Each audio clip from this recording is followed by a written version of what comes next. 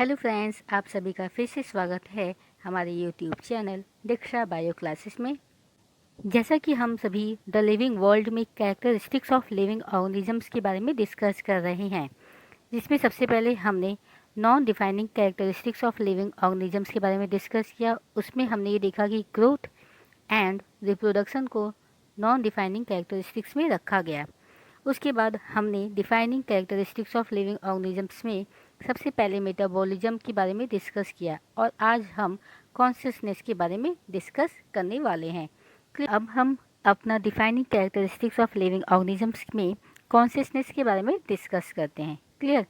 देखिए, अगर एक लाइन में कॉन्शियसनेस को डिफाइन करना हो तो आप कह सकते हैं कि सेंसियस और अवेयरनेस ऑफ इंटरनल और एक्सटर्नल एग्जिस्टेंस को कॉन्शियसनेस कहते हैं, या अपने इन्वायरमेंट के प्रति अवेयरनेस होना ही कॉन्शियसनेस कहलाता है। क्लियर? कॉन्शियसनेस को डिटेल्स में समझने से पहले हमें एक फैक्टर्स के बारे में डिस्कस करना आवश्यक है, जो कि है आपका स्टिमुलस। तो हम सबसे पहले स्टिमुलस के बारे में डिस्कस करेंगे, क्योंकि कॉन्शियसनेस में इसका मेन रोल होता है। इसे प्लूरल में स्टिमुलाई कहते हैं। तो स्टिमुलस क्या है? ये एक फैक्टर्स या एक कॉज या एक रीजन है जिसकी वजह से ऑर्गेनिजम्स कोई रिस्पॉन्स देते हैं या एक्शन करते हैं। क्लियर? मीन्स स्टिमुलस वो फैक्टर्स या वो रीजन या कॉज हो सकता है जिसकी वजह से ऑर्गेनिजम्स जो होते हैं अपने एनवायरनमेंट के प्रति कोई एक्शन या रिस्पॉन्स देता है। देखिए, स्टिमुलस जो है वो दो टाइप्स के होते हैं, एक्सटर्नल भी हो सकते हैं और इंटरनल भी हो सकते हैं।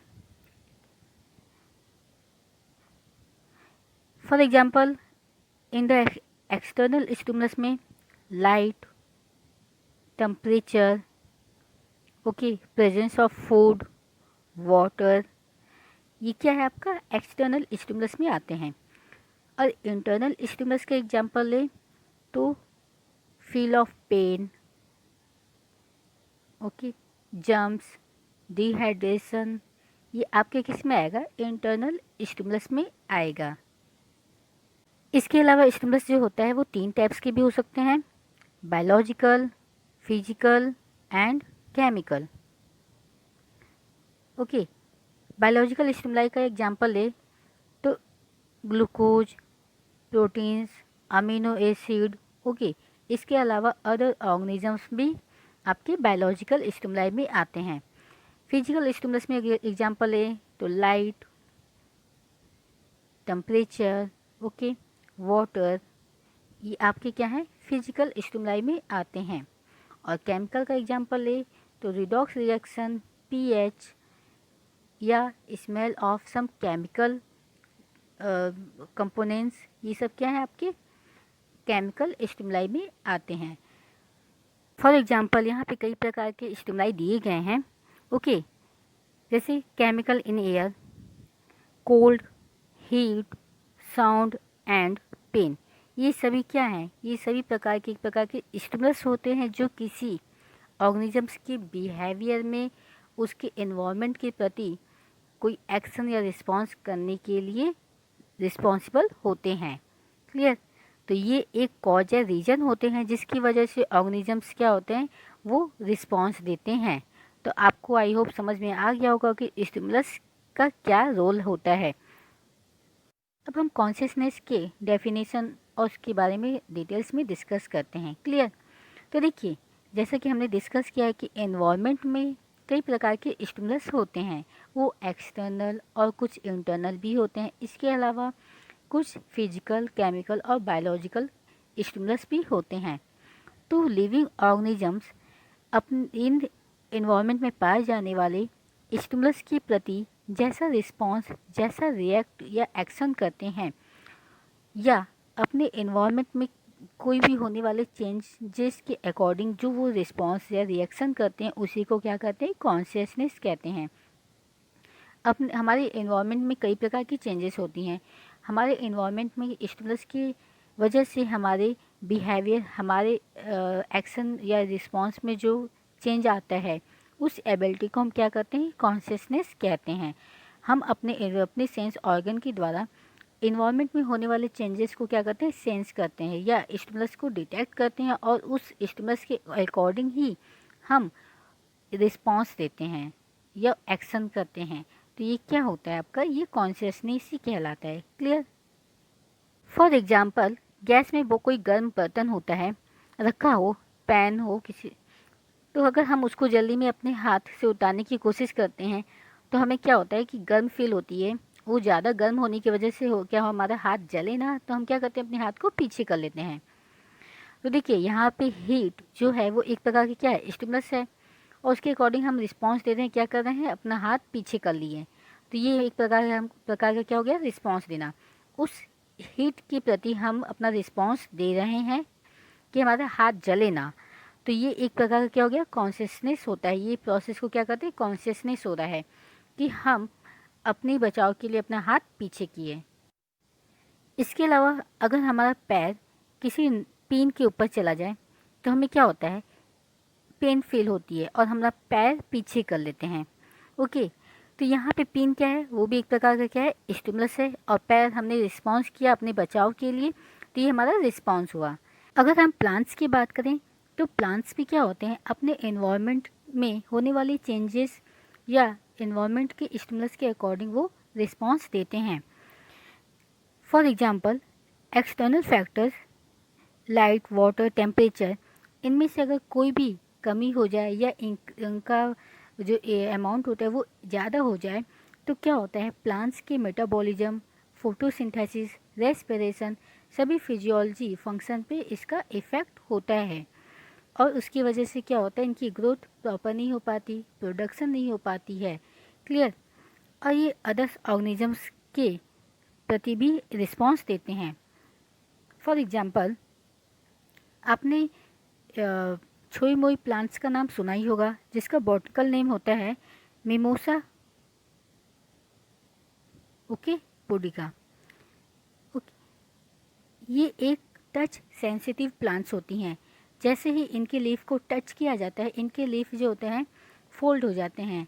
ओके, अंदर की ओर ये फोल्डिंग हो जाते हैं। तो यहाँ आप क्या कर देख रहे हो कि ये दूसरे बायोलॉजिकल ऑर्गेनिजम्स के प्रति क्या हो रहा है, ये रिस्पॉन्स शो कर रहे हैं।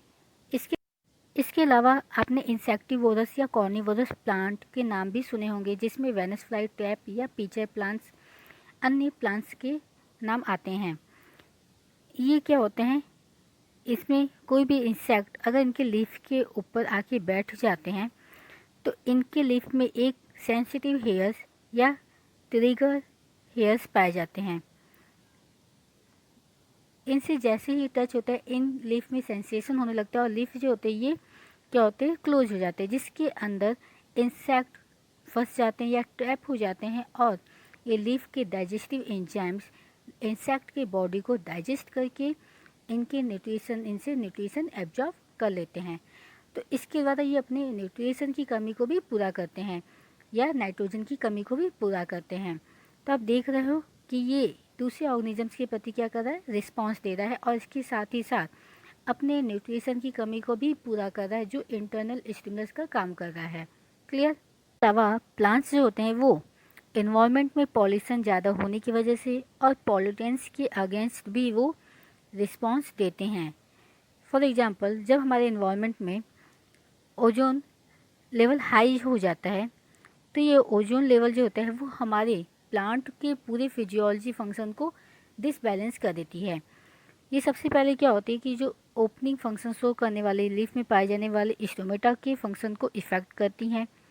फिर इसके बाद ऑक्सीडाइजिंग टिश्यू को इफ़ेक्ट डालती हैं, जिसकी वजह से रेस्पिरेशन फंक्शन जो होता है वो इफेक्ट होता है और उसके बाद रेस्पिरेशन जब अच्छे से नहीं हो पाएगा तो फोटोसिंथेसिस प्रोसेस भी कंप्लीट नहीं हो पाती है और इसकी वजह से प्लांट्स में क्या होते हैं, वो अपना भोजन नहीं बना पाते हैं और भोजन ना बनाने की वजह से इनको प्रॉपर न्यूट्रिशन भी नहीं मिल पाता है। तो पूरी मेटाबॉलिज्म रिएक्शन सब डिसबैलेंस हो जाती है और प्लांट समय से पहले क्या होते हैं, वो नष्ट हो जाते हैं या उनका डेथ हो जाती है।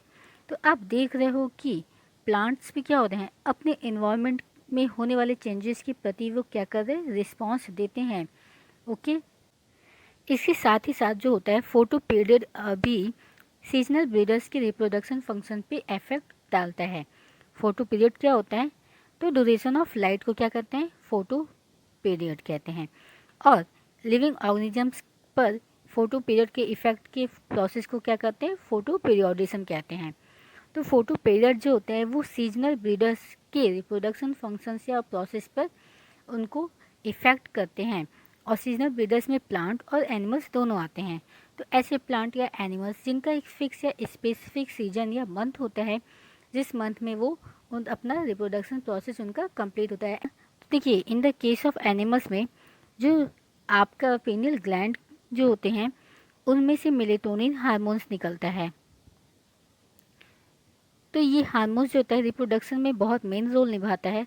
तो ड्यूरेशन ऑफ लाइट का डिसबैलेंस की वजह से इनके सिक्रेशन भी डिसबैलेंस हो जाता है, जिसकी वजह से एनिमल में रिप्रोडक्शन की प्रोसेस जो होता है वो कंप्लीट नहीं हो पाती या वो अफेक्ट उस पर हो जाता है। इसके अलावा प्लांट की बात करें तो प्लांट में फ्लोरिजेन नामक हार्मोन्स होता है, उनका सिक्रेशन होता है।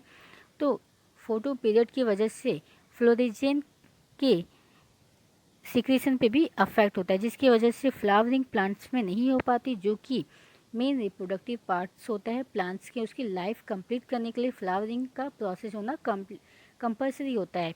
तो देख रहे हो आपकी ड्यूरेशन ऑफ लाइट की वजह से, फोटो पीरियड की वजह से क्या हो रहा है, जो सीजनल ब्रीडर्स प्लांट्स और एनिमल्स होते हैं उनके रिप्रोडक्शन प्रोसेस पे ये अफेक्ट डाला। तो ये फोटो पीरियड क्या है? ये आपका एक प्रकार का स्टिमुलस है और उसके अकॉर्डिंग ये प्लांट्स और एनिमल्स क्या हो रहा है, इनका रिस्पॉन्स दे रहे हैं या रिएक्ट कर रहे हैं।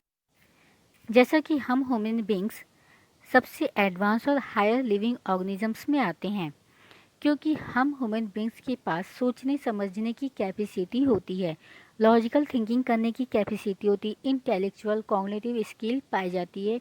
इसके साथ साथ हम अंडरस्टैंडिंग भी करते हैं। हम अपने इन्वायरमेंट में होने वाले चेंजेस के साथ साथ सेल्फ मीन्स स्वयं के प्रति भी अवेयर रहते हैं। हमारी बॉडी में क्या चेंजेस हो रहा है उसके अकॉर्डिंग भी हम रिस्पॉन्स देते हैं, उसके अकॉर्डिंग भी हम रिएक्ट करते हैं। मीन्स हम अपने प्रति भी अवेयरनेस दिखाते हैं। तो इसलिए ह्यूमन बींग्स को सेल्फ और कॉन्शियसनेस ऑर्गेनिजम्स कहा जाता है। But in the case of human beings में कॉन्शियसनेस को लेकर एक कॉम्प्लिकेटेड भी है।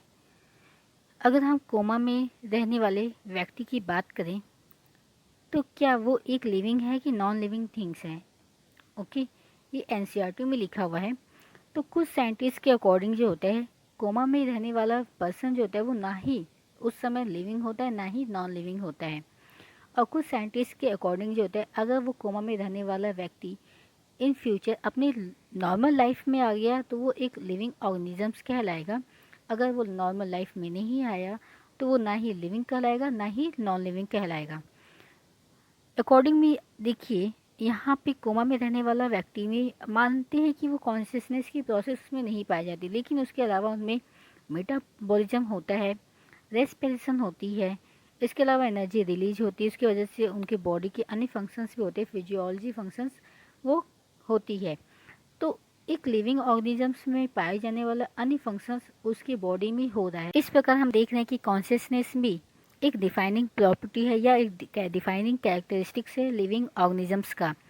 आई होप आपको समझ में आ गया होगा कॉन्शियसनेस को डिफाइनिंग प्रॉपर्टी क्यों कहा जाता है या कॉन्शियसनेस किसे कहते हैं, और स्टिमुलस जो होता है वो एक लिविंग ऑर्गेनिजम्स के बिहेवियर या रिस्पॉन्स में कैसे चेंजेस लाता है, वो उसका क्या रोल है और कितने टाइप्स के होते हैं। और इसके अलावा आपके पास कोई सजेशन हो या आपको कोई भी पॉइंट समझ में ना आया हो तो प्लीज़ आप लोग कमेंट्स बॉक्स में मैसेज कीजिएगा।